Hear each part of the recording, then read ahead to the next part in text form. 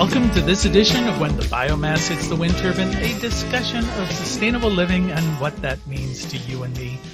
I am Jay Warmke. And I think I'm Annie Warmke today. I think so too. And today we're going to talk about nearly 30 years of living at Blue Rock Station, or existing around the idea of Blue Rock Station, or what the heck were you thinking? So I think we're talking about, we're just going to use this as sort of a format to hit some of the frequently asked questions when we have folks who come here asking us about, you guys living in a house made of trash or whatever, and why are you doing it? What are you doing? So we thought this would be a good platform, at least to motivate us through some ideas to hit on them. So take it away, Annie.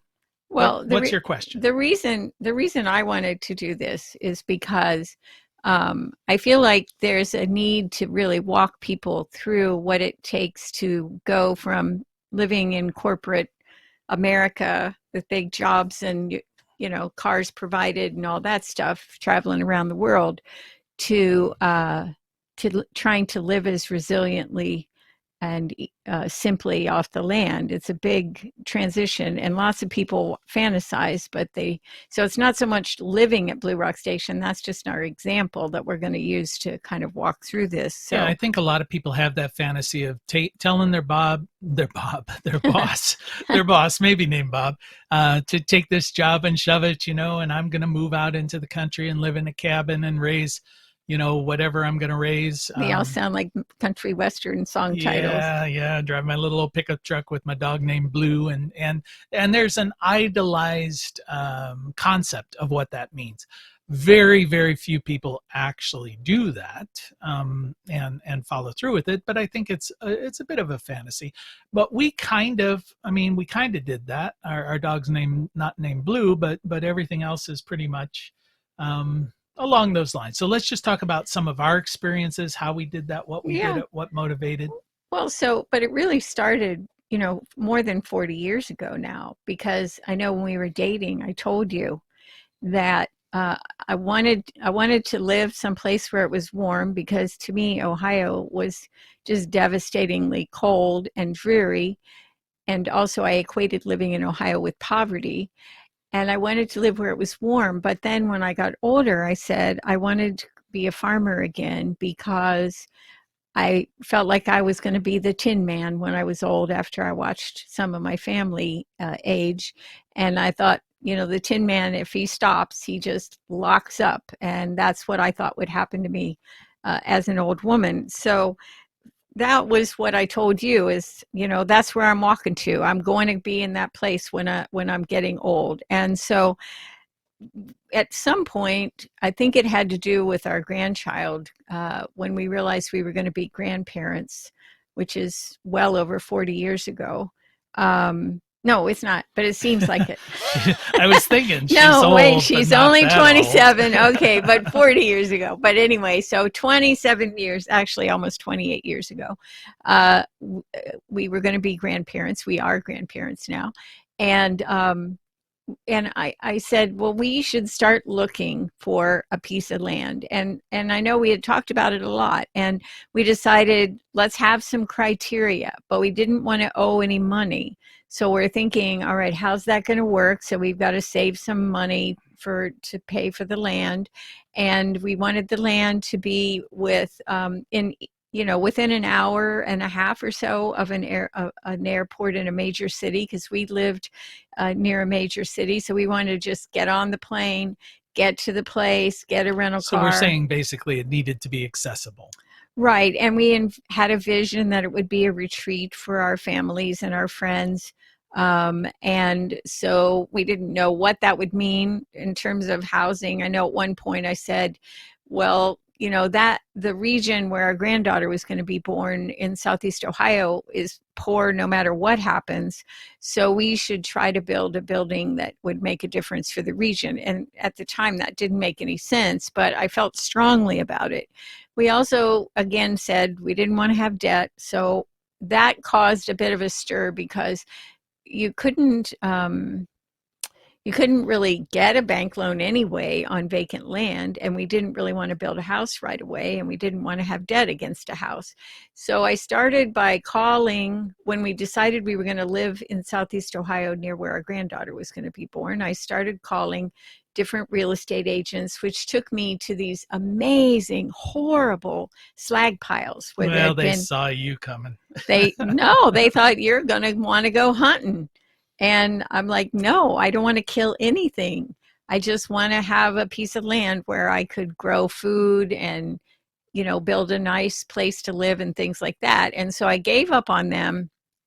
And then one day I was reading the local paper and I saw this Bruner Land Company, and they had some smaller pieces of land, like 14 acres, 19 acres. So I called up and they told me about a place to go look, and I was very excited. I didn't know what a land company was, but they said they would loan money with a small deposit if we wanted it, and then we could pay it off pretty quickly. And I thought, wow, well, we could do that. That's a little debt, but we would have a plan to be done with it quickly. So I drove to where they told me to go to, and I got out of the vehicle and I started to walk, and it was just one big briar patch, and I was practically in tears. So I drove 2 miles back down the road to use the payphone to call the realtor, and she said, well, honey, you should have gone to the left instead of the right, which I thought, well, that's the theme of my life. And so I waited until you came a few days later from somewhere where you were traveling, and we went to the land together. And we went the right direction, which was left. And I had told you all along, when we get to where we're going, I'll know it. And we came on up into this pasture field, and there were a lot of quaking aspens there blowing in the breeze. And I looked up and said, let's write the check. Yeah. So I think kind of to sum that up, yeah, I'll try. Is when we first started this idea, we said, all right, let's lay out some criteria of the general region where we want to end up at. At first, it was quite broad, just an hour and a half within an airport. Catlin being born sort of targeted us to where that was going to be. And then we just said, all right, we don't really have any answers to what this is going to lead to, but this is the first step. We're going to find some land and let's figure it out after that part's done. So I just wanted to make the point that you don't have to have your goals completely firmly 100% established before you start. You just need to start. I think you also have to listen to yourself. I think there's a lot of common sense in this. For instance, we ended up on near a major highway. We ended up on a paved road, such as it is sometimes, but it's still a paved road. And we have easy access to a small town, and then also to a larger town, actually to a couple of small towns where we do most of our shopping anyway. And so oftentimes when we're driving along the river, which is the route from the bigger town to our farm, I feel so fortunate that we just really did just listen to the land and everything there, because we could have ended up in some mighty rough places and to get to. And at that time, we had no idea. We're going to start a business. We're going to live there. We're actually going to live there for the rest of our lives. None of that was in the picture. Right. Now, my thought at that moment, we had the property. That's good. That's fine.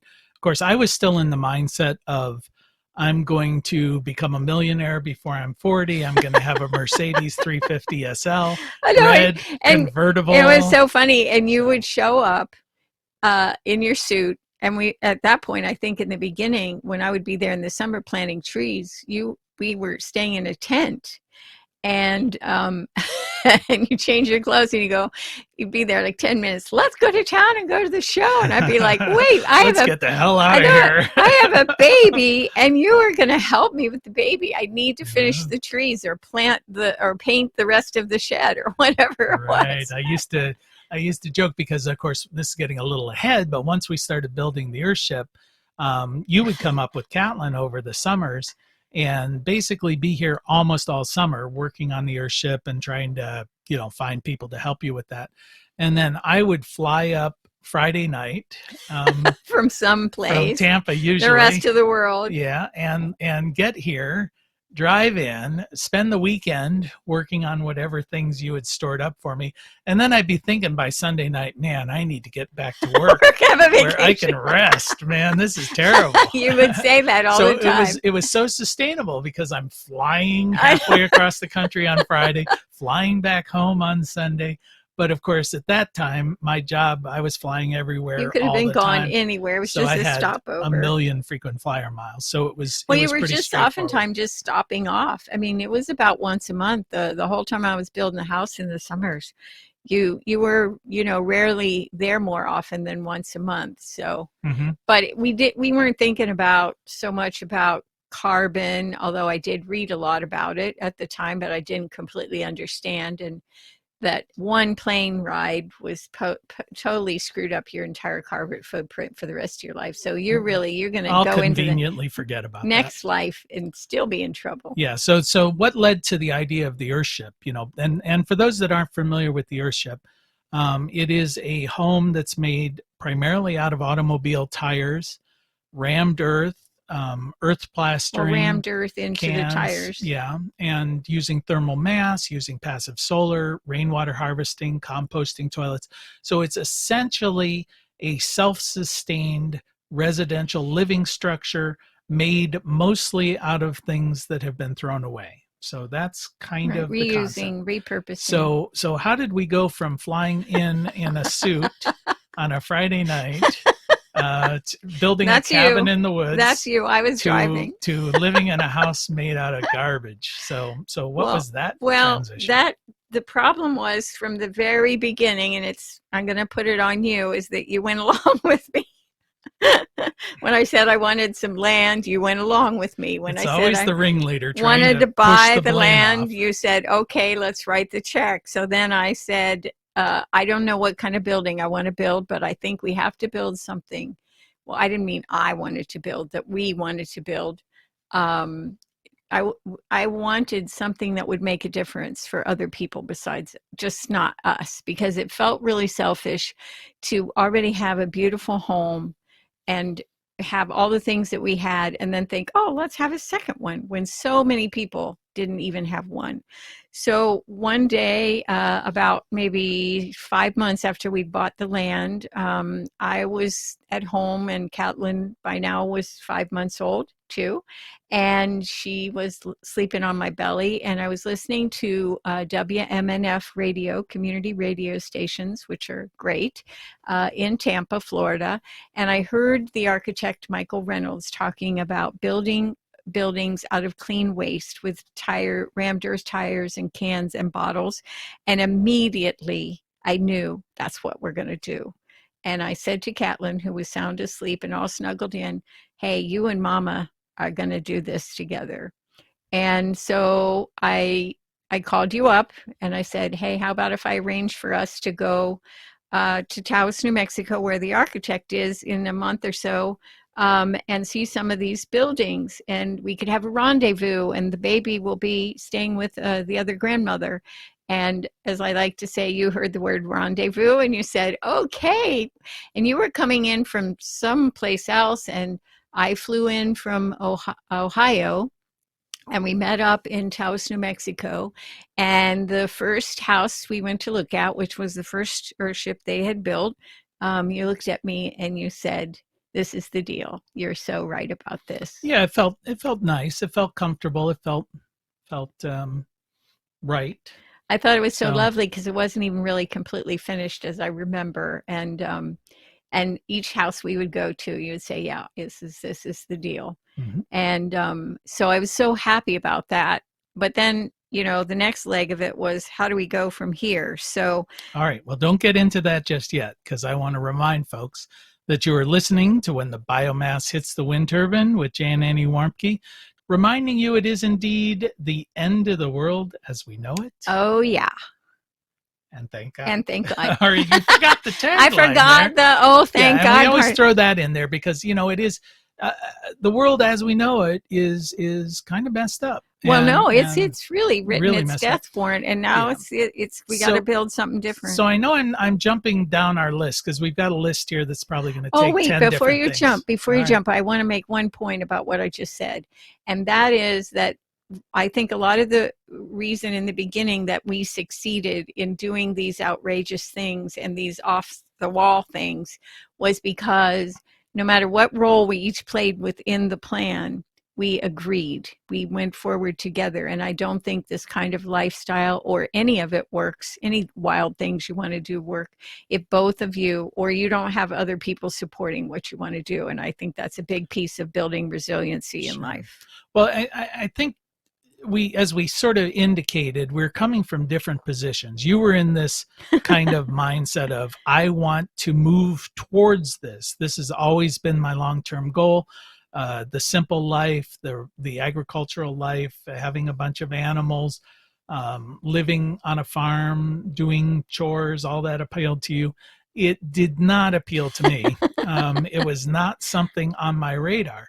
But once we began the process of having the home, the farm up here in Ohio, and starting to build the property, and that was a long-term process, which we'll get into. But um, there were little glimpses of, you know what, I could do this. I could like Oh, this. like what glimpse? Well, I don't know. I mean, who knows? You wake up and you see a bluebird or whatever. And I began to sort of, it was that kind of subversive thing where suddenly the chink in the armor and you start. So every time when I was doing my work or living in Florida or whatever, and some annoying thing would start happening, things I wouldn't have noticed maybe before, of the hypocrisy of our society or the annoyance of dealing with a job that was primarily about making money. Those kind of things begin to needle at you when you realize or have seen an alternative. I guess that's where I'm trying to get to, is it wasn't an all of a sudden aha revelation. It was more like, yeah, God, that's annoying. Oh, and that's still annoying. And then it got to be more annoying. And then society got to be really annoying. And we started to see, and I don't know if it was just me being more and more aware of it, or if society really did just start getting weirder and weirder and more out of control. But it began to be a thing of, I need to make some changes. Well, one thing that you did say almost from the beginning, which was very helpful to both of us as kind of a mantra in terms of our planning, is you said, this is our bunker. This is our bank account.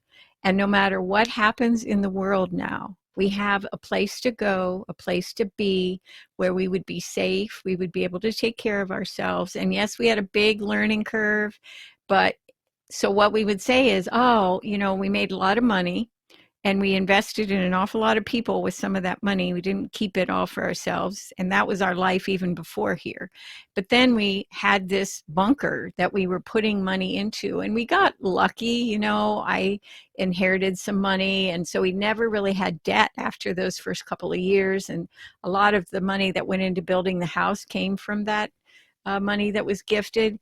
So, but we began to think of this as our bank account. It wasn't just a place that was going to be, an exotic retreat where people could come and hang out with us. It started to become something much more important than that, I think. And that was you sort of leading that mantra. Well, again, you're trying to shift the blame to me. So that felt comforting to me to think about it like that. Well, for me then, as it began to be more and more prevalent in my own mind that there were certain changes I need to start exploring. And I'm not somebody who does something. You mean emotionally, because you were tired of your work? That business. Well, it wasn't even that I was really tired of my work. I liked my job. I had a good job, and I was making good money, and there was nothing I could really look at there and say, this is bad. Yeah, you said, but my work doesn't harm anybody. Yeah, that's what I would think. I would try to tell myself that. And but I had been doing it at that stage for about 14 years. And the thing that convinced me is I was, I guess, talking to myself. I might have been talking out loud. I don't remember. But I said, I've been doing this job now for 14 years. It's good. It's nice. It's well paid. I get a lot of recognition for it. I could easily do it for another 14 years. And then I would have done it for 28 years. But then what happened? Then I Standing said, at the ski lift. But I said, no, I got to get out of here. Because all that I thought of was, if that is the only benefit of being here another 14 years, is to have been here another 14 years, I need to do something different. Right. But then what happened? We went to Europe. You were working, but you didn't go to your meetings. You hang out. Yeah, I was kind of burned out. You went with me instead. And I'm thinking, oh my gosh, this is dangerous. What is going to happen? So we went to Spain. We're standing at a ski lift to go hiking. It was the dead of summer. And these women in front of us were from the US or Canada, I don't remember, but they were teaching English, business English in Barcelona.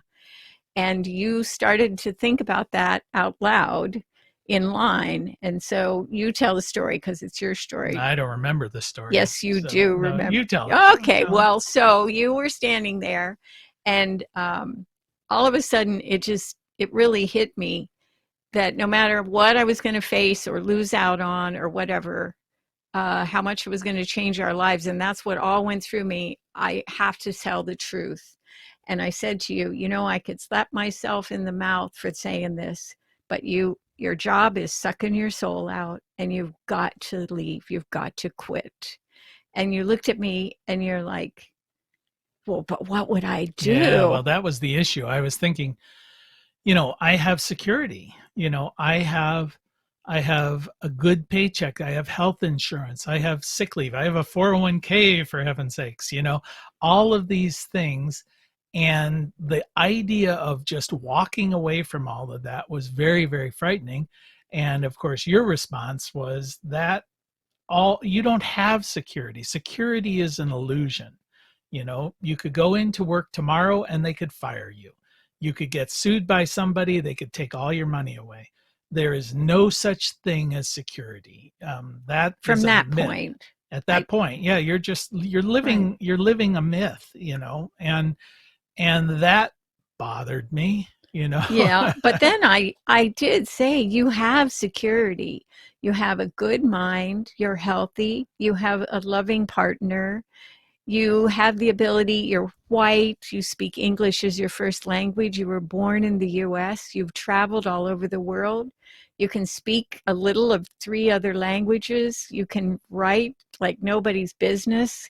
What are you talking about? What would you do? And you said, well, I could write technical manuals for the company that I work for now. Do you remember that? Yeah, it's kind of funny because I was kind of thinking, you're always saying, oh, you're such a good writer. And I'm thinking, well, but I'm not. I can write. I'll admit I can write, but I can't think up what I need to write.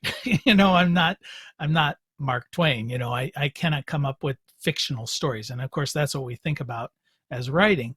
But I remember saying to you, I can take technical things and make them seem relatively simple. Yeah. So maybe that's a thing I could do.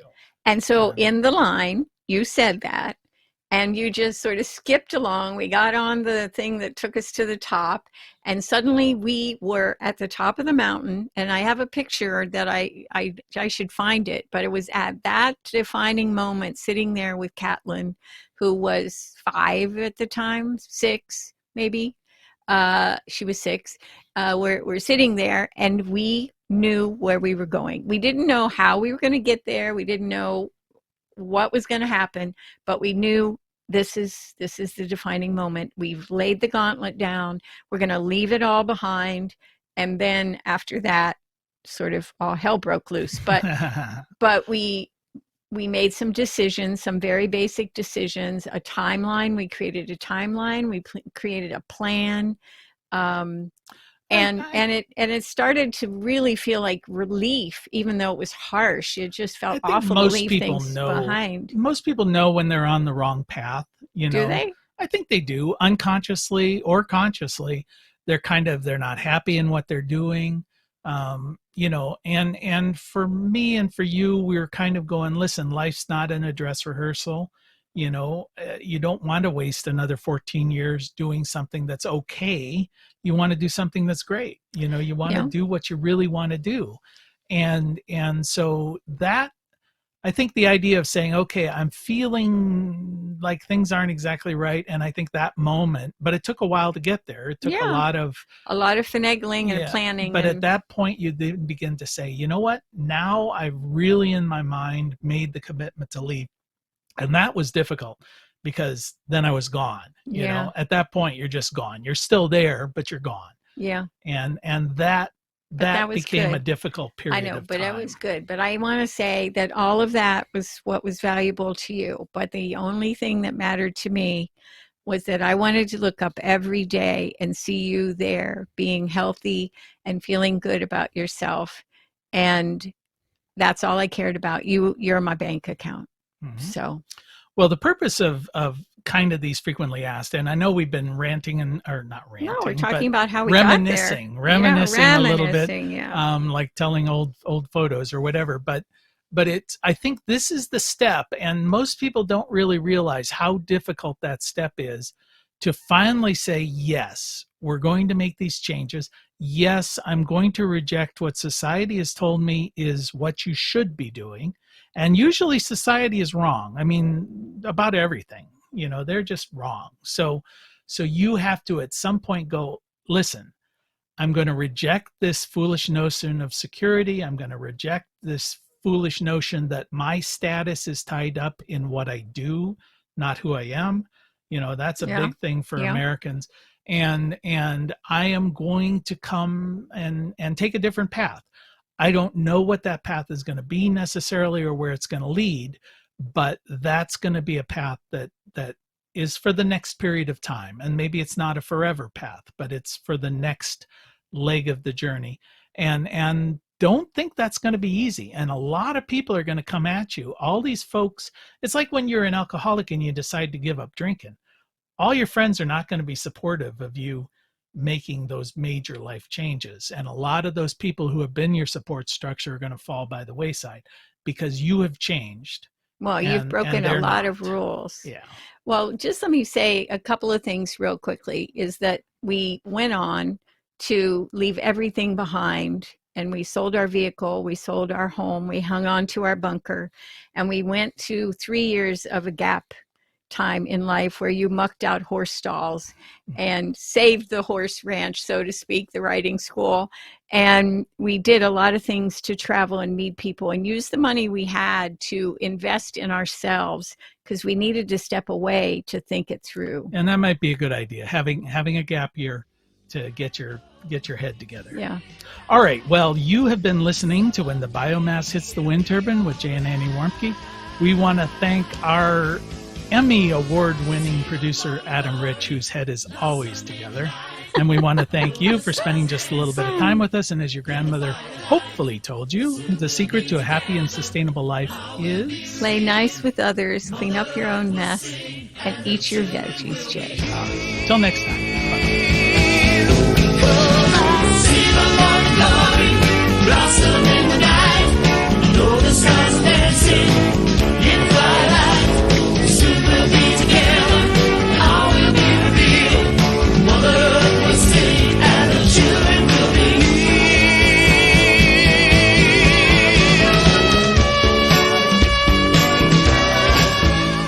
You can find more information on living sustainably in our unsustainable world at bluerockstation.com.